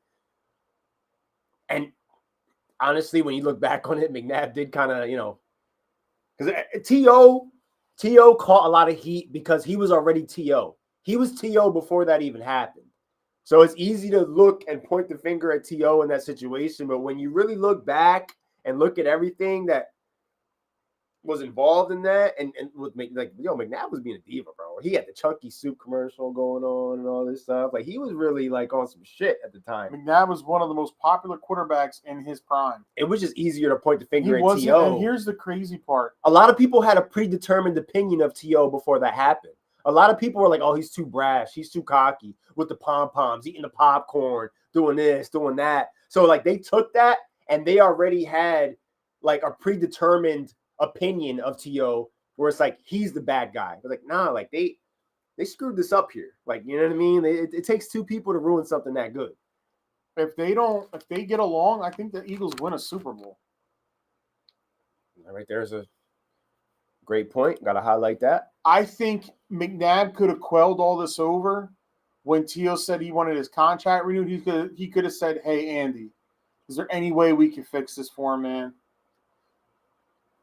That's all it took. If he could have just went to bat for him and said, "Listen, I talked to him. This is what I tried." He didn't go up to bat for it. He didn't do any of that. He let it go. He was mad that Tio was becoming more popular than him, but they destroyed something like, bro. You went to the first year you had a bona fide superstar wide receiver. You went to the Super Bowl. You guys were good enough to go do it again. Tio played in the Super Bowl hurt. It wasn't even 100%. He still went out there and what? 5 catches, 112 yards or something like that? More than that. I thought he had like 12. I don't remember. His stat line was crazy. But that is such a great point that you just brought up about that. He didn't go up to bat for him. You're the quarterback. You're the franchise quarterback of this football team. And this is the best wide receiver you ever had. Before this, you were throwing it to Todd Pinkston and James Thrash. I remember. I was raised by Eagles fans, besides my mother, who's a Cowboys fan. So I saw it all. He was throwing at James Thrash and Todd Pinkston before T.O. came along. And T.O. took that team from good to great. Defense was already there. You already had all those pieces on defense. You had Dawkins and all those boys. They were going to do their part. The other side of the football needed a Terrell Owens to get them to the next level. And even if they weren't better than New England Patriots, at that point in time, there weren't a lot of teams better than the Philadelphia Eagles besides the Patriots.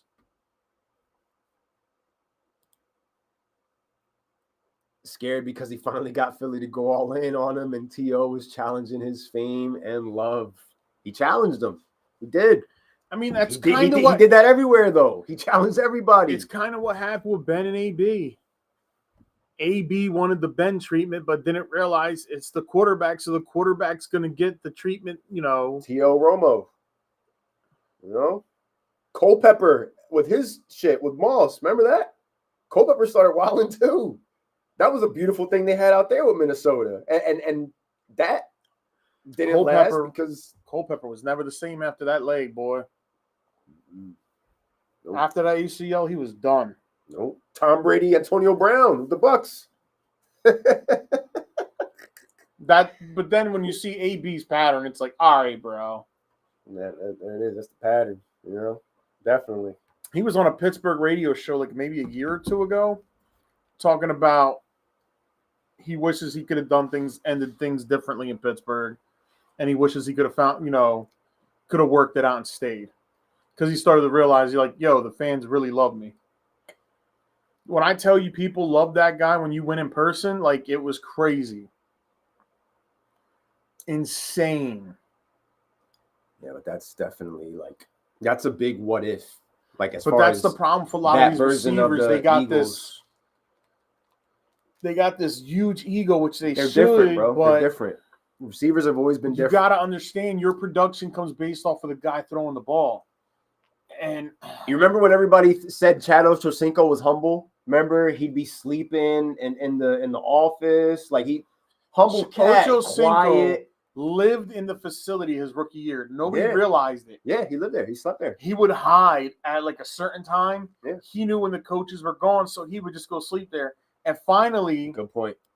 Let's not forget what Burfict did to that man. And finally, that was crazy. Somebody caught him, and Marvin Lewis is like, Chad, you can't live here.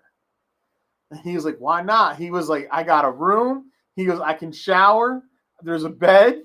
He goes, there's TV. There's everything I need here. Yeah, I mean, technically, you can live here, I guess, when you really think about it. So they actually forced him. So just imagine that first year, like he says, his rookie year, he never spent any of his money because he was there. So pretty much Marvin Lewis forced him to go get an apartment. Genius. To buy a car. What people don't really understand, Ochocinco's broke. No, he's not. He saved the majority of his money from his playing days. He used a lot of it. The money he spends now is all from his endorsements from when he played. And now he's actually a pretty decent guy on that nightcap with Shannon Sharp. He's go watch a couple months ago the Super Bowl scrum. He told James Harrison he'd whoop his ass. in a real fight. Harrison looked and goes, "You joking, right?"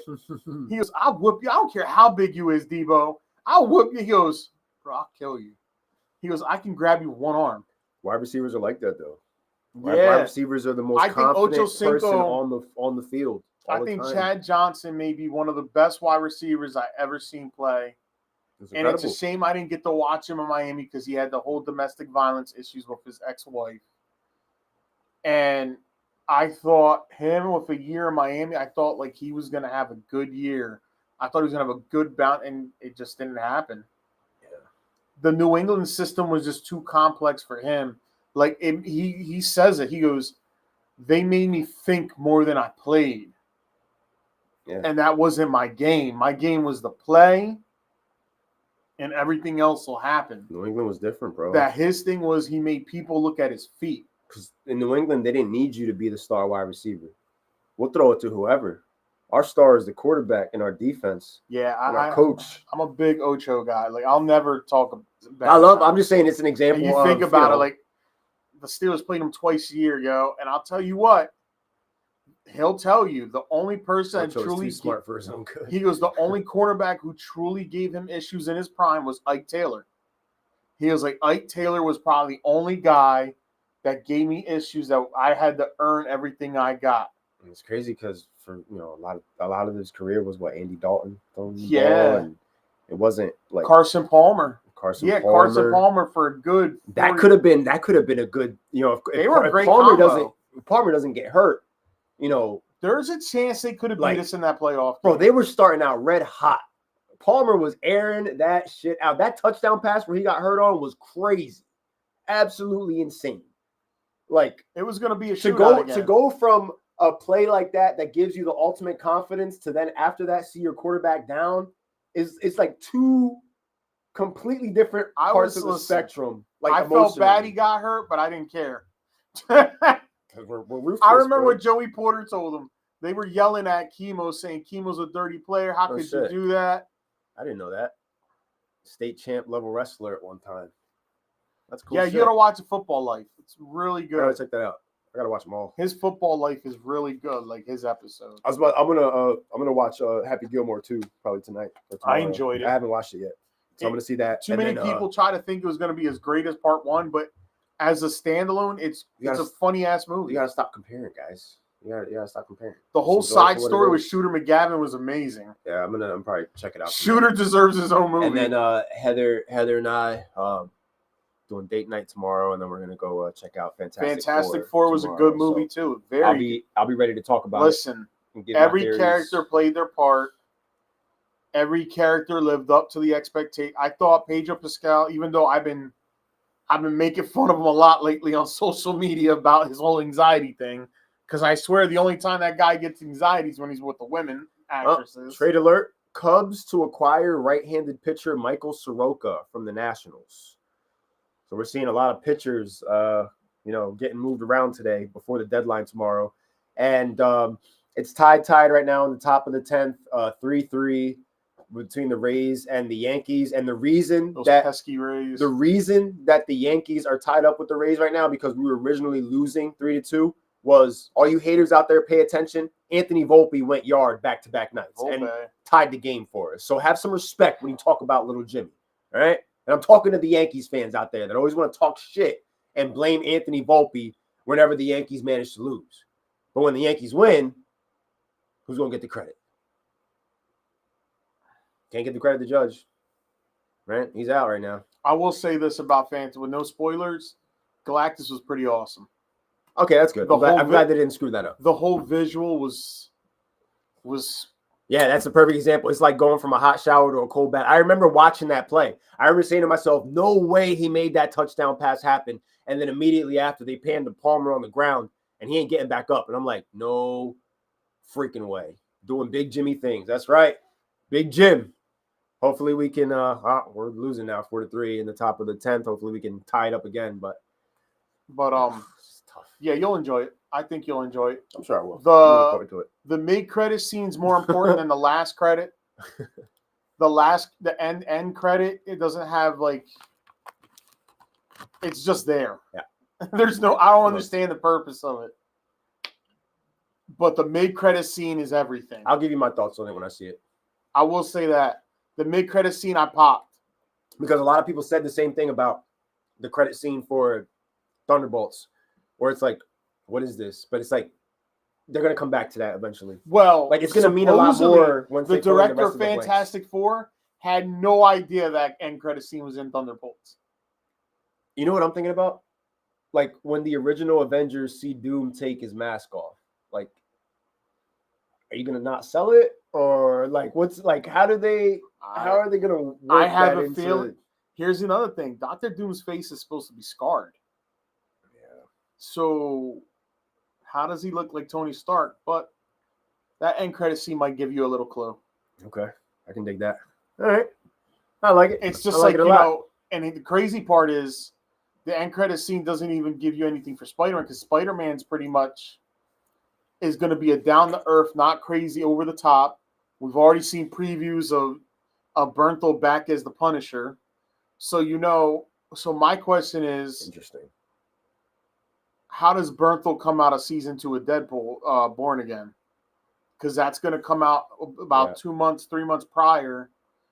Well, Spider-Man comes out in July, right? July or August of 2026. Which, as a He-Man fan, I am so glad because now He-Man in the Masters Universe will open June 5th. I'm a big fan in 2026, and that makes it no competition. So don't screw it up, Mattel. Dr. Doom is one of my favorite characters, period. Not you're villain, going to see not superhero. Like, he's just my favorite. He's just a dog. The way he talks to people. I can't wait to talk about it. This is the first time in months that I've seen one before you. Yeah, you beat me to it this time. You beat me to it. You and Mikey beat me to it. And I've been dying to talk. Like, you're going to see so many hints throughout the movie. I thought the guy who they're smashing in the box office. Yeah, Human Torch was great. The Thing was a spot. Like, kudos to Marvel. He looked like the Thing. Looking forward to it tomorrow. He looked like the Thing. Acted like the Thing. So tonight on the podcast, we tried something a little bit different. We've been looking forward to doing it. We want to do more of it. We want to get you guys that have been riding with us this whole time on the podcast. We know it's hard because schedules are conflicting. It's hard to bring you in here in the On the Money Sports Lounge sometimes, but we were able to get Sherman. We were able to get Mike D in. Yeah, send it to me. I'm really a big fan of his. I love it, dude. I love it. I watch these movies and then I go back and I start looking at like comic book stories and I go down the wormhole with this shit. I'm gonna end up on it. I know I'm gonna end up going to the comic book store and buying the Secret Wars trade paperback so I can read that again. This coming up month is one of my favorite times of the year because it's like the biggest build up towards the NFL season. It's the best way to kill time until the season starts. When we go week by week breaking down the divisions, we would love nothing more than to get a few of you guys on the pod at the same time. It worked out well tonight. We want to do it again. We know how to do it. You know what I mean? Like, if you're willing to get on here, we appreciate the people that are in the comment section each and every week, Paul being one of them. We can get you guys on the podcast to really go in depth with the breakdowns that we're doing and give some more hot takes, breakdowns on divisions.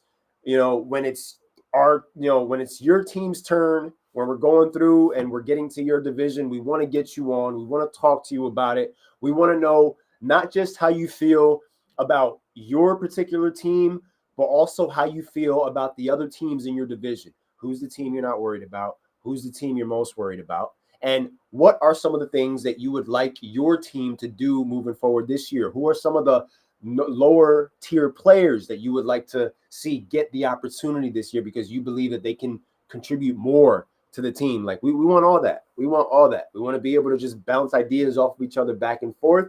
We don't need everybody to agree because that never happens. Everybody's going to have different views, different perspectives. We're going to have different teams in second, different teams in third. Like, it's like that sometimes. And then there's some things that are going to be undeniable truths.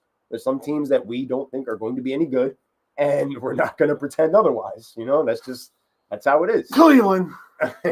Yeah, I'm not going to sit here and defend them. I like 3 other teams in their division way more than them. Glassboro Comic Book Shop got some gems. Yeah, it's right there in Center City. It's where the college is. Yeah. The comic book shop. Yeah. It's a small area, but they've got a lot. So next week, Chris, I don't know if you're still watching, Chris Jacoby, but next week is your week, bro. And if you can get on live with us, like we got Sherm on this week, if we can get Sherm back this week, that would be awesome. Next week, it's AFC West, NFC West breakdown. So we got the Rams, Seahawks, 49ers, Cardinals, and then we've got the Chiefs, Chargers, Raiders, Denver. Some fun teams to talk about. A lot of teams going in different directions. We're going to talk about who we have at the top. We're going to give you the records for the teams. We're going to give you the reasoning behind why we think other teams won't be able to win the division, what's holding some teams back, and we're going to give you our strong picks, teams that are feisty teams that they could just tweak some things around. That 6-10 could be 8-9. It's just a matter of you're still going to be in last place, but a respectable last place because you might play in a tough division. It's unfair. The other teams are clearly better than you. You know what I mean? Like, you take a lot of things into account. Yeah, the NFC East. You know, like the teams that we really, really like, you know, we'll do all that. Like, it's going to be good, man. But we want to be able to do a little bit more of what we did tonight, especially once we also get into the regular season, once we get football and we're here now, you know, reviewing week 1, previewing week 2. You know, and talking about what we just saw, because there's so much to it. It just, we won't be able to, it's not enough to cover it in an hour and a half, 2 hours. Mm-hmm. You know what I mean? So to be able to get that perspective, that fresh perspective from you guys, you know, put us onto something, a different train of thought that maybe we didn't see, and just give us a fresh perspective on the same topic. You know what I mean? Like, I love the fact that we got you guys involved today. Shout out to the comment section. Shout out to Mikey. You guys were great today. Shout out to Chris with the keeper cut. You know what I mean? A nice little segment to round out the podcast tonight. Absolutely love that. Some good names too. Like, you didn't just give us, you know, a quarterback wide receiver combo from like this year, 2 years ago. Like, you went in the bag, and, you know, I wasn't expecting Fitzpatrick, Brandon Marshall. I forgot they were a combo. I had to think back, and this guy pulls up that he had 14 touchdowns. That's crazy. 15. But yeah, man. Pretty much, you know, covers the episode for tonight. We went a little bit longer, but I'm happy with it. I'm glad we did. And we already know what we're doing next week, man. AFC, NFC West. It's going to be fun. Hope everybody joins us. I'm going to be promoting the shit out of next week's episode. And I'm watching Fantastic Four, but out of respect, I'm not going to do spoilers on the podcast next week because I know not everybody's have seen it yet. So I'm going to give it time. I'm going to respect the code. No spoilers, but it's going to be going crazy in the group Nostalgic Multiverse group forum. Oh, it's going down in there. Yeah. Starting this Friday. Starting this Friday, we're going to talk about it. Screw it. All right. We'll do it live. All right. No money. I feel great. I'll see you guys next week.